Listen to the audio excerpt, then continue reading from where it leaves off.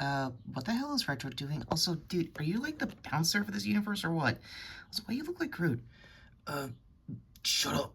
They're just practicing for the poster for the review. Oh, what are they reviewing? I don't know, the Bad Boys movies? Oh, really?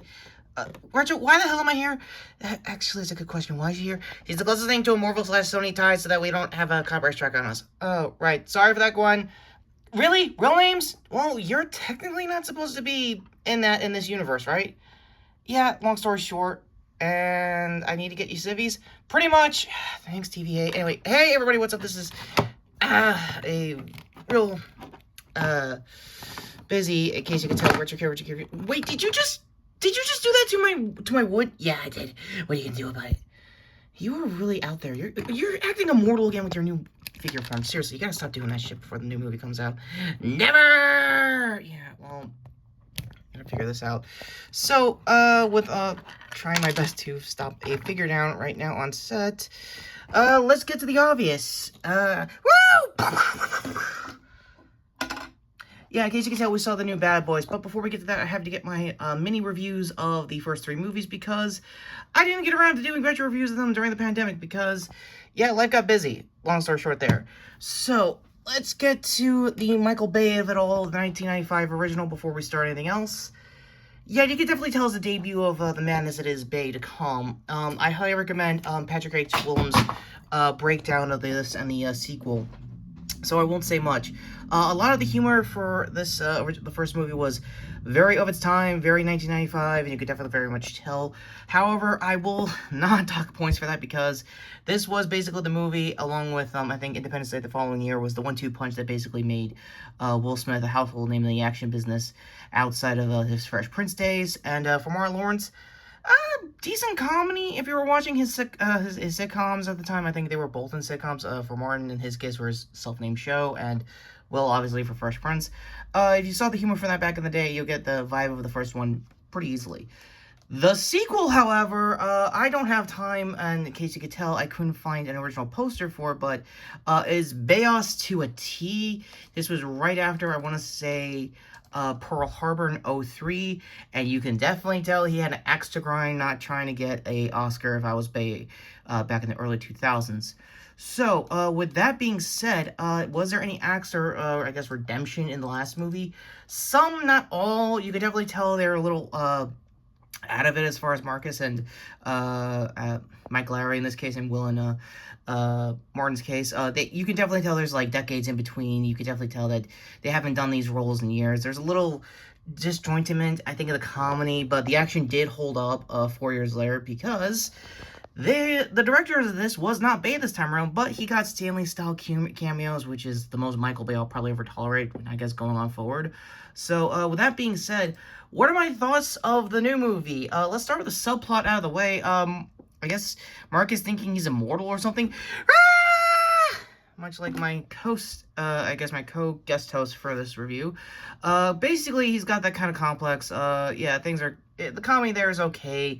If there was the maximalist, like, nostalgia of, like, Bay's early movies, a lot of it was kind of satirized and parodied here through Martin Lawrence, so it was actually pretty cool there. Over on the Will side of things, yeah, you could definitely tell they had to clean up some story arcs that was happening in the last movie, namely having an unannounced, I guess, illegitimate son that got retconned into existence in the previous movie. Of that guy around, he did pretty good. There were some new cast members that were around in the previous movie that I didn't get around to talk about, the Vanessa Hudgens of it all, and that whole squad. They're okay, they had decent subplots too. Also, big spoiler, if you're a Fantastic Four 2000s fan, I will probably do a retro review of that come next year for the new movie in the MCU. Also, they're Mr. Fantastic.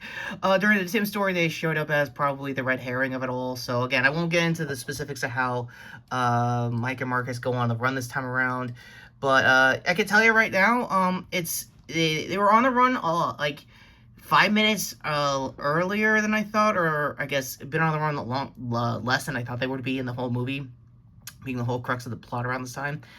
And there's a lot of throwbacks and callbacks to what Joey Pants over here was basically trying to, like, I guess mythologize, like, oh, things might get crazy when I'm gone kind of stuff. And yeah, pretty much worldwide, I guess, well, Miami corruption was kind of the order of the time for this movie. So my overall I guess review, let's start with the first two Bay era movies. Not getting reviewed, not getting a score, because I still have an Instagram with Bay even to this day as an on-again, off-again Transformers watcher. Yes, I will probably one day do retro reviews of those movies. TBD, maybe not. Again, the internet has found a lot of avenues to talk about Bay and worser aspects, and the Bad Boys franchise is one of those rare action thrillers that you can see him handle on his own. The sequel, however, if you're used to based style of humor after the fact in the 2000s, you're getting a lot more of that than usual, so no reviews, like I said, for those. However, I did see the third movie in theaters 4 years ago. However, the pandemic was happening, so my quick review and what I remember, strong, I want to say 7 out of 10 vibes. Looking back now, given all the payoffs that happened in the new movie, definitely a strong 8 out of 10 territory. I am taking forever here. I am so sorry I did not get this set up in time. Oh, speaking of, while we're here, and I got time for setup and bits that got good. Reggie from, I want to say 2. Yeah, dude had like a Manchurian Candidate, Winter Soldier kind of like scene of like, oh yeah, I'm actually that good. I'm good at the being Marine and stuff. It was, if you remember the now famous, I guess, bullying your, I guess, daughter's, like, boyfriend scene, yeah, go to the clip to that. It had a payoff, surprisingly, and, yeah, for the new movie, I'll go ahead and say, with the bell out of the way, it's another strong 7 out of 10. It might become an 8 later in life.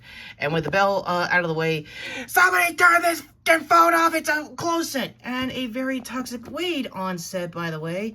What did you think of the Bad Boys films? Let me know in the comments down below. Sorry for the speed run of mini retro reviews on the first 2 movies leading up to the new one.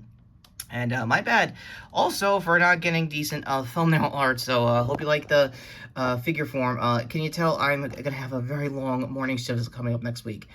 Speaking of next week's content, I'm gonna try my best to do a TV rundown on, I think, an episode I'm behind on My Adventures with Superman, probably 2 up by the time this comes out next week. And my first episode, the first 2 episodes of The Acolyte. So we're going to be getting that Star Wars figure busted out here in the, what I'm going to be calling this going forward for, I guess, 2024 content. I guess the figure wall of, like, previous figure forms I've had. I've been trying to, like, basically Iron Man-ize, like, some cases and stuff like that in the back. Pretty crappily, might I add. Yeah, thanks, Wade. And until his review for Deadpool Wolverine, what did you think of this review? And of course, finally coming up to the figure forms here. To sub to the channel, hit the notification bell down below. Go to me over here to with an end cards finally now coming up to my previous video, which I believe was my Aeon Pro review, and shorts here to probably my quick thoughts of the new Legend of Vox Machina trailer that dropped yesterday as of this recording. So until next time, I'm Retrokid reviews, and wow, Will's got like jowls still in there. I didn't think he still got that killer mic left in him. Really, I didn't think that. Oh, now you do references from the movie. Oh, come on, Wade.